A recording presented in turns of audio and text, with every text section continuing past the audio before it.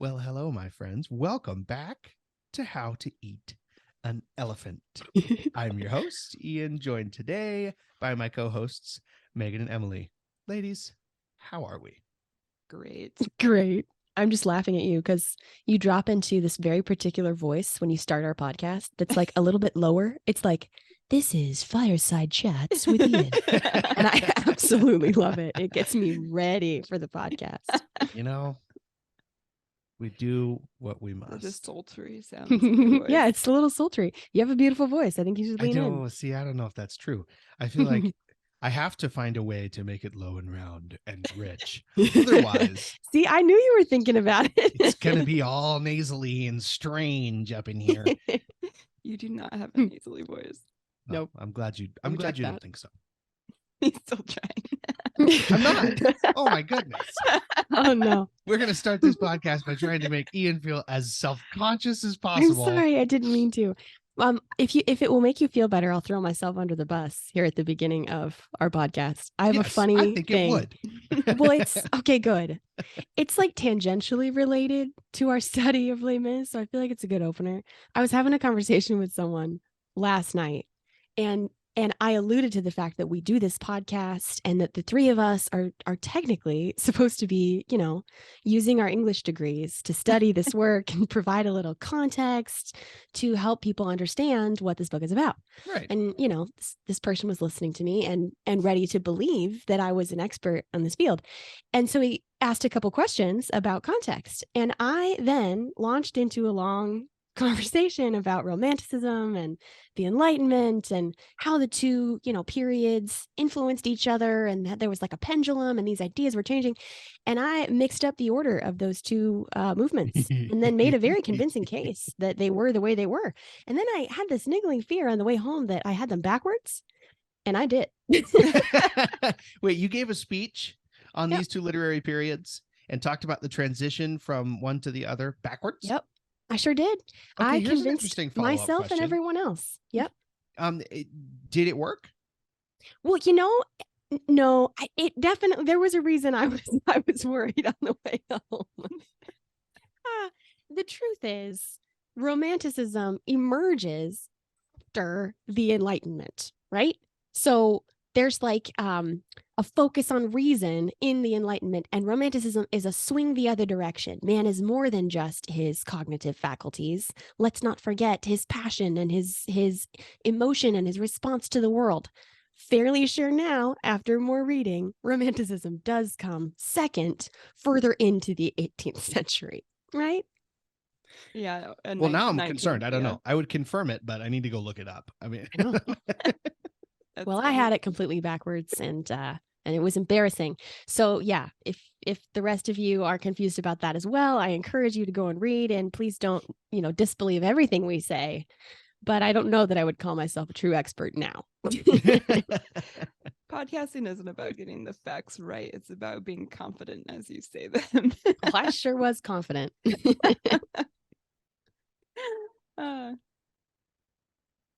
I mean, it makes sense. In our section today, things get a little confused time period wise. We move through a series of philosophical opinions quite quickly, and some of them are backwards looking, and some of them are forwards looking, and some of them are the past re-emerging and taking a new form, and it makes Cherry sense. picking things from the previous movement. Yep. yeah, I mean, if we are going to dive in to talk about the book now, it struck me over and over again how, despite the fact that he's talking about ideas that are firmly rooted in his own era and in the one directly preceding it, he's also painting a really accurate picture of tons of people that I know personally here today in 2023. I mean, it's the ebb and flow of political opinion, the way that it's tied to people's stations in life and their age, just stirringly and poignantly and specifically painted in a way that's all kinds of universal and human. The old men of his era sound a lot like the old men of mine. The young men of his era sound a lot like the young men of mine. And there were times when I thought, does he know so-and-so? Because so-and-so talks just like this. I think that's really true. That's funny. Even the young men who adopt the old men's ideas, I know some of those guys too. Oh yeah. Oh, they're at our beloved alma mater is lousy with them. I mean, they're everywhere. So where does our reading for the day begin? Because like you said, we're going to hopscotch around a little bit, right? We sure are. So we are further introduced to Marius's grandfather, who we spent some time with in our last reading. You're right. Again, Hugo says, okay, now let's talk about Marius. Never mind. Never mind. We still got to talk just about a couple his more things some about. more. Yep. Oh, no, I got it. I remembered. It actually doesn't focus long on Monsieur Guinomond. He actually is kind of a jumping off place to talk about Marius's father. So the end That's of right. the very short Salon chapter, we hear about the brigand of the Loire, and that's Marius's father, and we get the whole history of what an him. accent. I know. Look, I actually did some reading in French today. Voila. Marius's father was, even though his grandfather calls him a brigand or a bandit, that he was actually highly accomplished in the Napoleonic army and was at all of the important battles, and highly distinguished himself and was made a baron on the field. Connections are made that remind us that this is the same man that Thénardier, quote unquote, saved. And that now he has returned and has been cut off from visiting his son because of the change in regime and because of his father-in-law's opinions about politics. The restoration. Yeah, and he does all of this describing. I thought it was really poignant, by the way. Like I think the idea of a man who literally saw the entire, well, at least on the on his continent, the whole world, right, at the time, and was involved in every single important moment, was spectacular to read. But I think he does that specifically in order to lionize him in Marius's eyes and to make the figure of his father and the figure of Napoleon the same person, right? To twin those ideas, and to emphasize Marius's youth and his unmoored philosophical ideas. Did you guys notice that trend spidering along? Yeah. Are you kind of consolidating the two chapters together? Marius, as he comes to terms with his dead father's significance in his own life, right? Yeah, exactly. And it's, well, I don't know. Again, back to the theme I was talking about earlier. Hugo is describing youth and is describing a developing mind. And I don't know if I'm going to be able to find it right now, but there's a passage where he describes the pitfalls that are possible on the way to enlightenment. Those aren't the words he uses. Do you remember what I'm talking about? I know what you're talking about. Yeah. I don't remember his exact words either. More or less, if I can sum up, he says that a young man, as he's in the process of acquiring a philosophical stance, has to exaggerate it and make it as extreme as possible in order to get his mind around the ideas. But that as he does that, he is going to fall into error. And I mean, no truer words have ever been spoken. And I think it's a brilliant and a beautiful setup to meeting the ABC Club later on in our reading section for today. Well, I think it might be important to go back a couple of pages and notice that we don't actually hear about Georges Pontmercy, who is Marius's father, on the battlefield first. The first we hear of him is, of course, from the grandfather. He calls him a brigand, as Emily said, a bandit of the Loire. But then we see him not on the battlefield in glory next to Napoleon, but by himself in a tiny little house with only one servant and cultivating flowers. I think that there were so many callbacks to the original character, our very first character we met in the story, who lives alone in his house with one woman to take care of him and who loves to walk in his garden and appreciate created things as he imitates his creator. I thought that was profound and intentional on the part of Hugo, that we are associating with Monsieur Madeleine, not Monsieur Madeleine, what's his name? Monsieur Madeleine's the Jean Valjean character. The bishop. Yeah. Bienvenue. but also Jean Valjean, Right. He Mhm. comes out with pruning shears, which every time I hear the word pruning, I think of the fact that that was Jean Yes. Valjean's original career. Mhm. And it just seems like such a clear echo of Jean Valjean and Cosette. Right. And I think that's really significant because of where the chapter about Georges Pontmercy goes. In the end, because of the political differences between him and his father-in-law, he allows his son to be taken away and raised by his grandfather, and he's not even allowed to ever see him. He never gets to meet him. Right. On the bottom of page 610 in our version, it's described this way. This child would have been the colonel's joy in his solitude, but the grandfather had imperiously demanded his grandson, declaring that unless he were turned over to him, he would disinherit him. The father yielded for the sake of the little boy, and not being able to have his child, he set about loving flowers. So even that little phrase, the child would have been the colonel's joy in his solitude, harkens back to Jean Valjean finding such joy in loving little Cosette. I think we're definitely supposed to see a foil building here. Only this man has been taken from him. He's bereft of the comforts that Jean Valjean is given. Yep. Yeah, there are different kinds of bereft though, and the other comparison that's drawn again, Megan, between Bienvenue and Pontmercy is the passage about priesthood and soldiering Oh, yeah. being the same profession, right? Where Oh, I one forgot man about gives his that. life for his country, the other gives his life for the country hereafter, or something along those lines. Mm-hmm. And I thought that was really beautiful too. Bienvenue does not appear bereft, despite the fact that he has been signing away every penny he makes his entire adult life. Right. He's contented instead, and it's because he's been called to a mission of sorts. Mm-hmm. And so I wonder if Pontmercy, I don't know, what do you make of the contrast between those ideas? Well, I definitely see a contentment in Pontmercy's situation that's similar to Bienvenue's. I don't know if the reason is the same, but there's a line that says he thought he was sacrificing himself alone. And so in that he was happy. He didn't know that this was going to cause problems for his son. He thought his son was saved, wasn't the one being sacrificed. And so there was Right. some joy to be found in caring for his flowers and sacrificing only his own happiness. Maybe that kind of salvific sacrifice is a constant between the two of them. The grandfather Meanwhile, doesn't though, come out of this description looking very rosy, does he? no, he does not. He becomes pretty much a villain in this section. But Marius, for his part, is raised to hate the idea of his father, to think of his father with shame. And I thought that's the worst crime that the grandfather commits. Yeah. Yeah, and to think of his father as a political idea rather than as a person. And that, I think that idea is large in this section as well.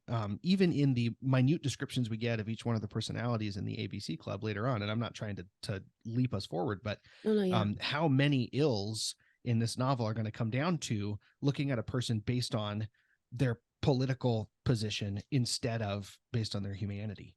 A lot, it seems like. That there's an aside that the curé who sits in the spot where Marius's father used to observe him in the cathedral, he says that to Marius, right? He says some people take these political ideas too far. I think you're right that hangs over the section. And he continues to confuse his father with Napoleon. Yeah. So is this a good thing for Marius? I mean, it's a difficult question because it frees him from from the little insular community of his grandfather's salon, right? You mean the discovery of his father? Yeah. And yeah. And even though the pendulum swings too far in the Bonapartist direction, maybe, I don't know. It seems like this awakening of Marius's definitely pushes him in the direction of a more satisfying plot. Well, and he takes possession of his own mind. He's not just a parrot of someone else's ideas.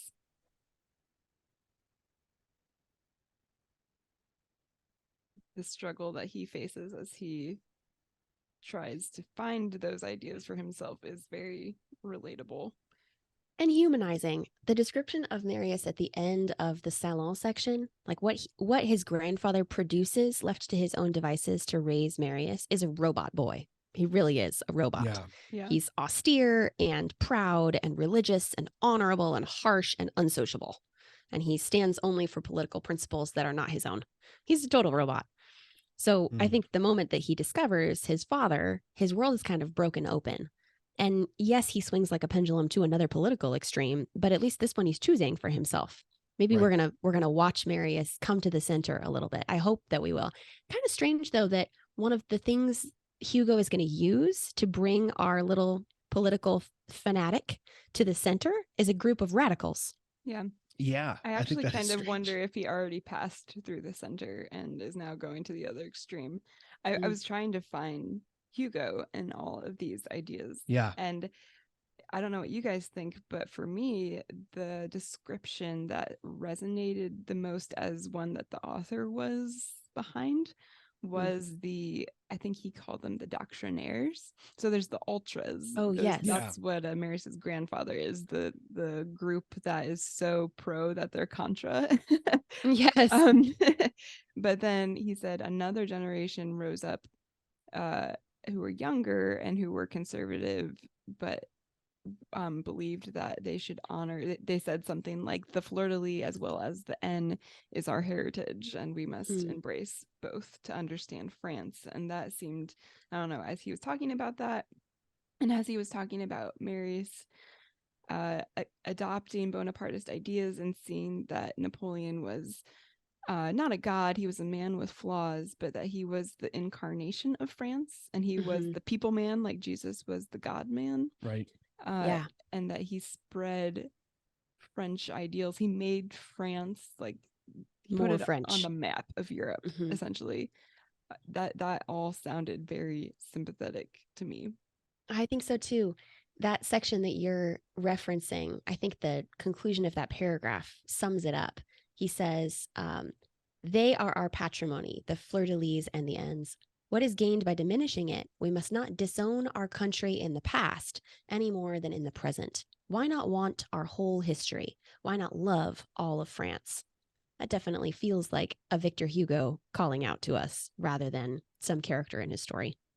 Yeah, I want to learn more about his own personal political opinions. I know he says here that he's observing what happened in the century, and he has to relate this, especially because his mother was a royalist.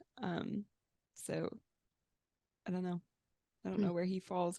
I mean, I do think that in the end, the most important thing is the thing that Ian said, that it's the political ideas are all well and good, but if they are adopted and to the harm of the people, we're not progressing at all. Well, yeah, and I guess my question is Hugo going to give us in his own politics an idea that progress is a possible, and if possible, a good?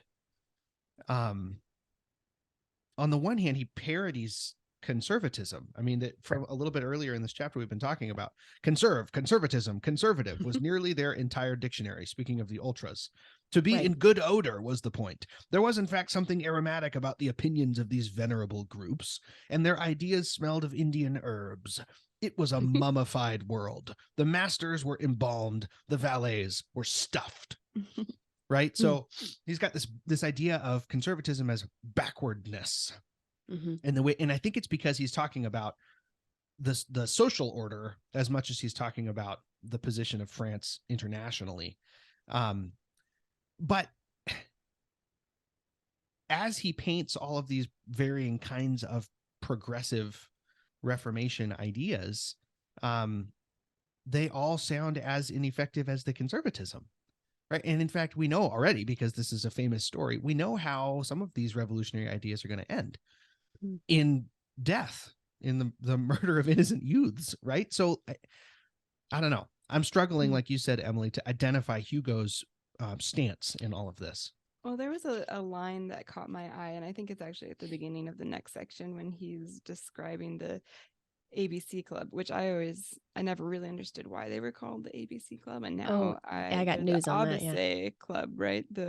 Of the abased, championing the abased.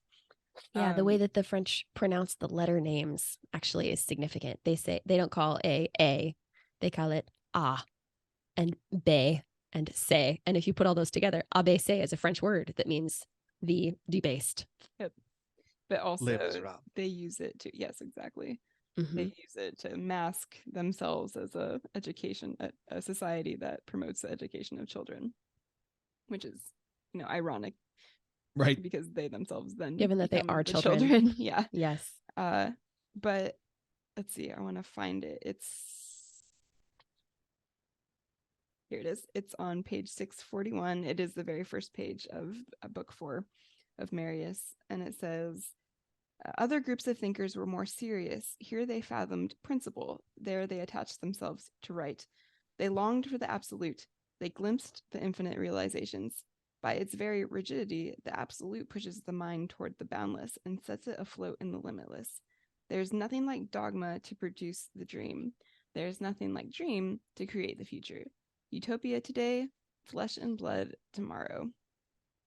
And I think that seems very complicated to me, because I do hear Hugo saying that in order to achieve progress, we have to fix on the ideals and we have to understand the utopia before it becomes flesh and blood.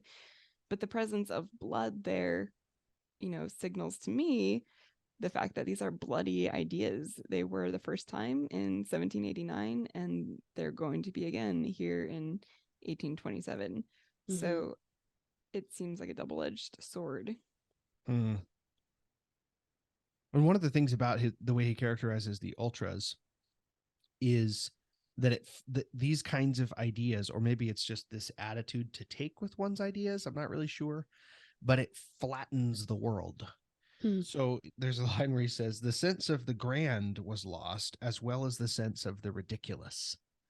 And I can see in the ABC Club, we're going to get the sense of the grand, right? I mean, they're all taking themselves so seriously. Yeah. And on the one hand, it's ridiculous and young. On the other hand, who's to say that the ridiculous isn't sometimes grand? And maybe humanity and society needs that. So I can definitely hear him yearning for an earnest expression of one's ideas rather than a reserved and a reserved and therefore shallow version. Well, yeah, he says something like the ultras ridiculed the century and therefore did not have to understand it. Right. So even in adopting a ridiculous position in search of truth, at least you're not ignoring the problem. Maybe. Did anyone, I don't know if we're going too fast, but did anyone, when we jumped from the conversation about Marius to the ABC Club, did you hear the like, bum, bum, bum, bum? The transition in the music? Yeah. Absolutely. Red, the blood of angry men. Here we go. We're gearing up, you guys. For those of you who are confused, though, or who maybe, I just want to say, for those of you readers who maybe looked at all of these little digressions, not little, gigantic digressions off into various fields of politics, for those of you who maybe quit or said, I'll catch you guys next time, quick plot note, Marius finds out who his father was, learns that his father really did love him, dives off into Napoleonic history, idolizes Napoleon and his father, and runs away from home with no money. When we find the friends of the ABC or the ABC, he gets off a coach in the middle of nowhere and happens to be in their neighborhood, and they see him as a young and likely convert to their mission and draw him in to their group. So he's basically their drinking buddy now and is going to partake of all of their ideas for the 2 chapters that we experience. And it's a new reality to him because he's grown up in a world where it's either Napoleon good, like his father, a Bonapartist, or Napoleon bad, a royalist. Here he comes upon a group that says Napoleon bad, but not because he was a royalist. We Napoleon say no bad to because all liberty emperors. good. Yeah. Yeah. I am beginning to wonder if Napoleon is supposed to be kind of a figure or a symbol of fatherhood in the story. We talked about a couple minutes ago, we talked about how Marius confuses his father with Napoleon and politicizes his father.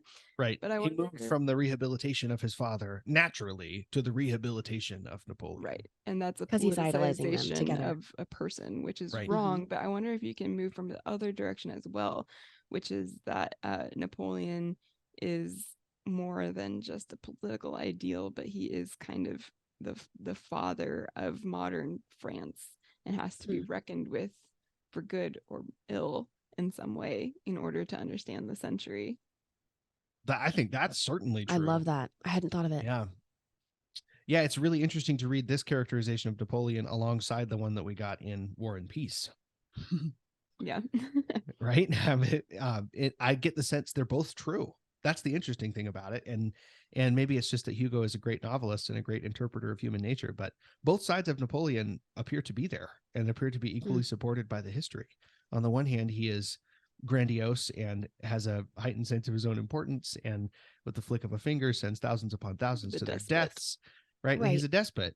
On the other hand, he is unequivocally one of the most powerful personalities and one of the foremost geniuses of his era. And when he went about marching around Europe, his goal was to spread the ideals of democracy, liberty, equality, fraternity, right? But I think this idea, tying the idea of Napoleon back to a symbol of fatherhood, though, resonates, because where the Friends of the ABC land is, the father is beside the point. Who we love is the idea of the mother, of nationality. And, he can do what he wills with moving France out into the other nations. But we care about the heart and soul of France. We care about the home fires, and all is not well here. And our focus is on the freedom of the mother. I think that familial idea might be the kernel of what Hugo's trying to get at here. He definitely has a heart for Paris herself and the nation of France at home.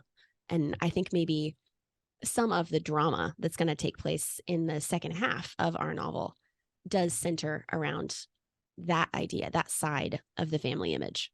I really like that. Angel Ross says, "My mother is the Republic." Yeah. There is some irony to the fact that all of these boys they come from wealthy families. They come from the bourgeois. Yeah, all but one, aristocracy, all but one. I mean, they do. They're rich boys. Have working classmen who join them, but I believe we're told that of the two meeting houses that they've established, they more often than not meet closer to the students. It's an intellectual proposition. Not for Angel Ross, right? Angel Ross is kind of like this burning, pure fire who, even though he is a student and even though he is from a noble family, he is an idea himself. But at least he's treated like one. I mean, I loved this, even though it was very long and not super plot oriented. I loved this whole opening to book 4, where he describes each of the students involved in the ABC Club in turn. And it's a beautiful literary device, right? Let's examine every side of a movement like this one at a time. Let's talk about the obsession with justice and let's personify it. Let's make it a person in Angel Ross. I love that. Then let's talk about philosophy. Let's personify that one, and so on and so on. And he does a good job, I think, of isolating and describing. And maybe it exaggerates each one, but he isolates and describes all of the aspects of a political movement like this. I like that. Emily, go ahead. Oh, I agree with that. It's interesting that they're caricatured in some ways because they are just ideas, and they're talking about very dangerous, very real ideas, but none of them have had Fontaine's experience. Or Marius's father's experience, right? On the two extremes. I loved the description of Angel Ross, not as he was an angel, but not like a cherubim. He was like Ezekiel's angel. I underlined that too. Did you guys see that meme that went around this Christmas that was like, my wife told me to get an angel for the top of the tree, and it's like this terrifying like starfish with eyes. It's like a revelation angel. What do you guys think of this? Beside Enjolras, who represented the logic of the revolution, Combeferre, who knows if I'm pronouncing that correctly, represented its philosophy. Between the logic of the revolution and its philosophy, there is this difference, that its logic could conclude in war, while its philosophy could only end in peace. I actually, if we were like choosing favorites, I think Combeferre was probably my favorite for that reason. He does seem more measured. That could just be my own bias, you know? Well, I think it's all of our bias, though, because what Combeferre says is that the future is in the hands of the schoolmaster. And all three of us are schoolmasters. And we're like, yeah, it does. But for the record, Hugo agrees with us. I mean, he says a little bit farther down the same page that revolution with Combeferre was more possible than with Enjolras. But let's not forget, I think that Hugo's greatest hope, according to what we've recently read, is not the education of the already educated, but the education of the gamin. Right. And these guys are talking about, they're insular, right? They meet in this meeting house and they just talk among themselves. They're not doing anything. Whereas if that was true, if with what Combeferre, if he really believed that, then he would be inviting the garages of the world into this room, right? But here's a fascinating thing. So we have Enjolras and Combeferre. One represents logic, the other represents philosophy. Shortly after that, we have Jean Prouvaire, who's addicted to love. He just loves everyone and everything. And he's a little bit shy, but he's very good. In the same faith. Yeah. Yep. He's loving and faithful and good. But then we have Fouilly, which is a really hard name to say, but when you see a double L in French, you pronounce it like a Y. Fouilly is an orphan who wants to adopt the people. And I think by including that character, that might be Hugo, throwing an arm around the gamin, the orphan of the streets in Paris. And that is where these idealists and fanatics are attempting to extend their conversation towards the people. They do use the term too much and too vaguely, I think. Their goal is to reach the people. Well, they're college kids. He seems to be a representative in some ways. In some ways, he's like a gamin himself. I wonder how much of this novel is going to be about breaking down the people into persons. Yeah, I think so too. And the other thing about it, I can hear Hugo asking himself some of the questions that he's posing his characters. And I don't know that he comes down on any firm answer. He feels to me, like you said, he's the doctrinaire, right? And maybe you're right about that. He feels a little bit more conservative than progressive to me, but I guess time will tell. But he does also seem to understand that these revolutions, though they are attempting to change the fabric and fiber of their nation, can't ultimately do it. He says, the robbery of a nation never becomes prescriptive. These lofty swindles have no future. You cannot remove the identifying mark from a nation as you can from a handkerchief. So, and to me, that doesn't come across with a defeatist tone. All revolutions are doomed. The bad things about a country will always be the bad things about a country. Maybe it's positive instead. France will always be France, regardless of the turmoil that these ideas create. He also says that these revolutionary moods just metamorphose people kind of unawares, and it's like a cyclical thing, that it's bound to happen, kind of like clockwork. Oh yeah, there's that image of the hands of the clock changing people, the dials sweeping around them and changing royalists into liberals and liberals into Democrats, etc., on a continuum. So we're just seeing another turn of the clock. That I wonder what that says. That if is it the circular movement that's kind of like a spiral, always moving just a little bit forward? Maybe. He says on page 651, all of these iterations of the movement were legitimate sons of the French Revolution. The flightiest became solemn when pronouncing the date 89. According to the flesh, their fathers were, or had been, feuillants, royalists, doctrinaires. It hardly mattered. This earlier hurly-burly had nothing to do with them. I feel like that is deeply ironic. It had everything to do with them. They're doing it again.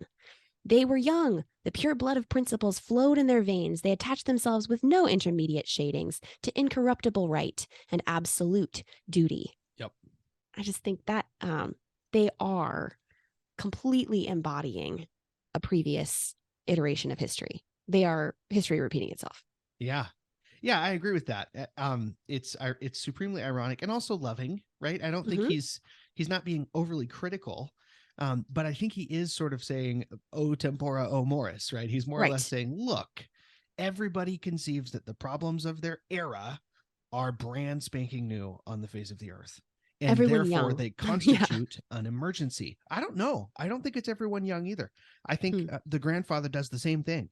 That's one of the great things about his portrayal, right? The salon is an older version of the ABC Club, mired in an older version of the same set of emergencies. And I think it's just humanity that thinks of itself this way. We are standing on the cusp of history. The next thing that happens is the most important thing that has ever happened.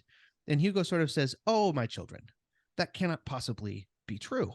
And he uses big ideas to talk about it, and he uses mundane ones, like, for example, the national debt. Did you notice that? One of the issues that the ABC Club calls to witness their cause is, look how high the national debt is. Look how high it was back in this other. I mean, how many times you had that conversation with your grandfather? Yes. Right? How many times? It's with our grandfather, quite a few. All the time. I mean, I just think that one of the impacts of Hugo's novel, and maybe this is true of great literature in general, is that it soothes anxiety in the reader by saying it has always been the way that it is now. And Hugo, at least, seems to be saying, even though it has always been the way that it is now, there are truly good, truly compassionate, truly loving people. And those people are going to be the salvation of the nation. Capable of heroism and good. And even if their ideas are a little misdirected, they are committed and they are honorable and loyal. And there are good things about these people, but also it is tragic, though, right? We're told from the very outset, even for those of us who don't know what's coming, that this is not going to end well for these young men. There is a consequence to these ideas. There's something Where are we told that? about that too. I was actually looking for a line of foreshadowing or some foreboding. Obviously, I know the story from watching the musical time and again. But I'm not sure where the line is here. I don't know if I underlined it. I think it was at the beginning of book 4, towards the beginning, right when he's introducing the young men. Some kind of dubious phrase. Let's see. It's page 643 at the top. Most of the friends of the ABC were students in close association with a few workmen. The names of the principals are as follows. To a certain extent, they belong to history. Enjolras, Combeferre, Jean Prouvaire. I'm not going to say them all. These young men constituted a sort of family among themselves through friendship. All except Lego were from the South. It was a remarkable group, vanished into the invisible depths behind us.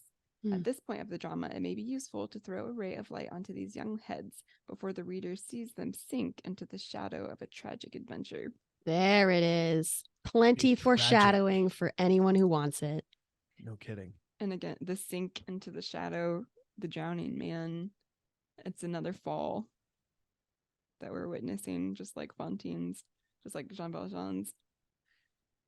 Okay, so I don't mean to back us up, but the one member of the ABC Club that we didn't mention much yet is Grantaire. And yes. Grantaire is the only non-idealist in the room. He's the most, to my mind, the most authentic of the young men in the room. And he gives an impassioned, drunken speech. And one of the great things about drunken speeches in great works of literature is that that drunk guy is more articulate and eloquent than any of you, because really it's Victor Hugo riding his hobby horse. And it's a great speech. I would encourage you to go back and read it again if you kind of started skipping along going, goodness gracious, this guy's long-winded. You're right. Yeah, don't do that. Read it out loud. Really good. Yeah. But his conclusion is the conclusion of the preacher in Ecclesiastes. He goes throughout the nations of the entire world and says, it's all the same. What great nations offer us as our national identities is war. That's what they all offer us. And there's not a dime's worth of difference between them. And the cultural differences are just masks for the fact that there is trouble dogging nations. And so the solution is, drinking shops, eating shops, tavern signs, bar rooms, tea parties, meat markets, dance houses, brothels, rag pickers, tippling shops, caravanserai? There you go. Caravanserai of the caliphs. I swear to you, I am a voluptuary. I eat at Richard's at 40 sous a head. I must have Persian carpets for rolling Cleopatra naked. Where's Cleopatra? It's you, Luzon. Good evening. Right? This is what the preacher in Ecclesiastes says. Vanity, vanity, all is vanity. What life is for is eating and drinking and making merry with your friends. Except, I mean, I have to say there is a small difference, which is that he also says the preacher in Ecclesiastes says, enjoy the wife of your youth and yes, of course. But I'm serious about it because there is some objective good in life according to the preacher, and I do think that Grantaire is supposed to be a nihilist. I agree with you. I think you're right. The point I was making, however, stands. It isn't that everything is ideology and you have to pick one, because he's presented us with a room full of extremes, right? Enjolras is the extreme devotee of justice. Combeferre is the extreme devotee of philosophy, and so on and so on and so on. And I think in Grantaire, even though he's a wastrel, and you're absolutely right about that, he is presenting us with, or we could all just be people. It isn't necessary that man define himself by his political affiliations. Right. I would say he doesn't. I don't know about the nihilism, because he does come down on a truth, an absolute truth. He says all these ideologies separate mankind from one another. And what I see as the truest is that man is wicked. Man is deformed. The butterfly has succeeded. Man has missed. God failed on this animal. So that is a statement of an absolute. Mankind is deformed, and it draws everybody together and tosses them out the window. I mean, maybe that is the definition of nihilism. Everything is bad. Let us toss it. But he isn't abandoning all absolute statements of truth. He's just saying, my statement, my ideology, where I stand is, this is a mess. Mankind altogether, universally, is a mess. Well, and I think the interesting thing, if we are taking these guys as symbolic of strains of thought, is that is the man who idolizes Enjolras. That's the man who looks at justice yearning for it to be true. He's not sure it is true, because when he looks around, what he sees is all these nations are exactly the same. They're all offering us a bill of goods, and that bill of goods is a mask for war. But he looks at Enjolras, he looks at justice and says, boy, wouldn't that be something else? At the very least, Hugo's painting something true, I think, in that relationship. What do you think, Emily? You're over there ruminating. I can see it. I'm just chewing. I do think that it's still an ideal. They're all an ideals, and the problem is that they don't touch down on any kind of reality. And until he grabs the serving maid around the waist. Yeah. But even then, she represents Cleopatra to him in the moment. He has that's true. She represents naked Cleopatra naked. That's such a great line. There were a lot of laugh lines in this section. I guess Emily, it's a good point. Well, I'm just waiting for Hugo to maybe show his hand, and maybe he doesn't have a hand to show, and maybe that's the point.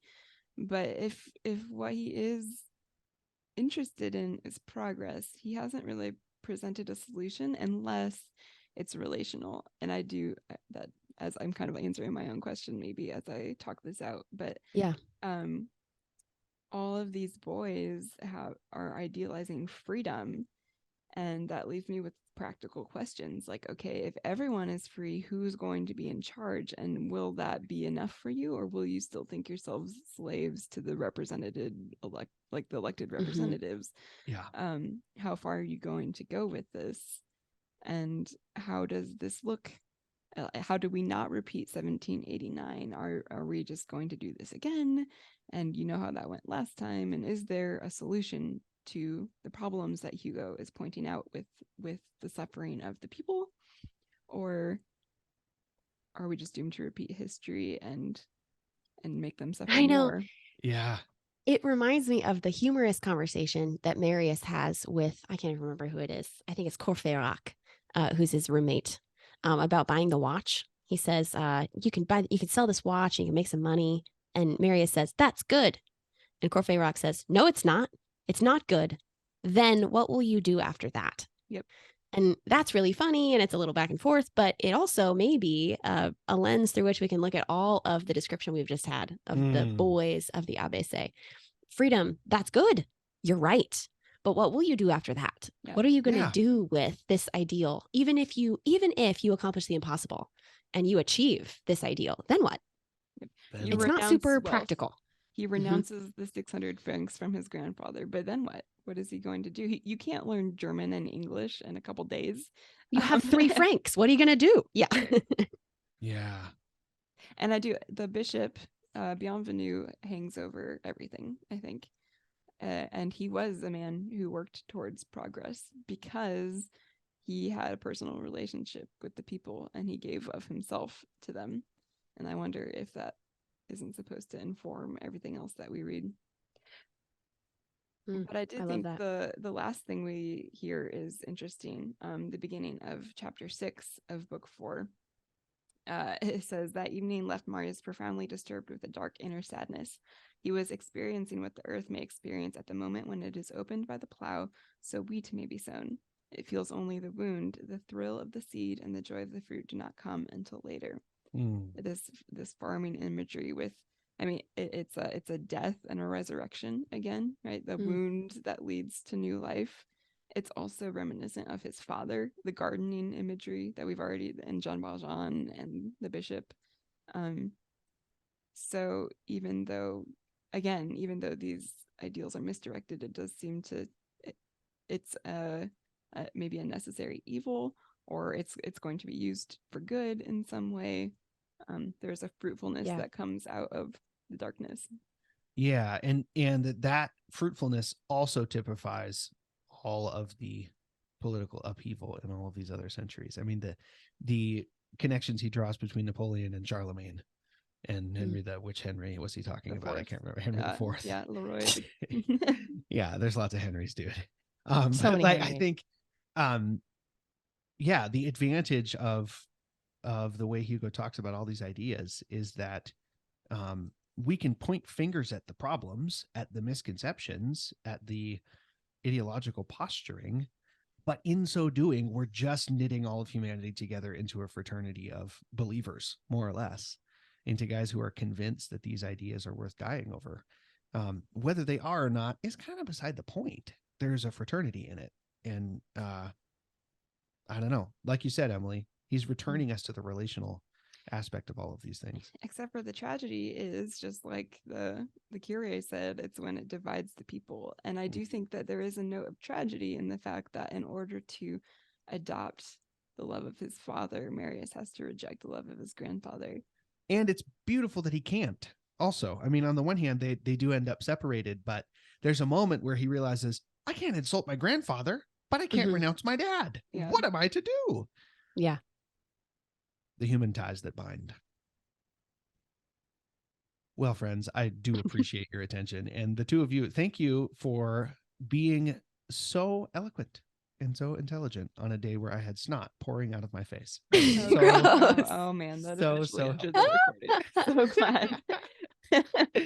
Hey, listen, everybody gets sick, even podcast hosts. Thank you, listeners, for being with us, and we cannot wait to talk to you some more about this great book. As always, please do come join us on Facebook. We'd like to hear from you, and maybe we'll drag some of your questions into our next episode. Until we meet again, my friends, bon appetit. Bon appetit.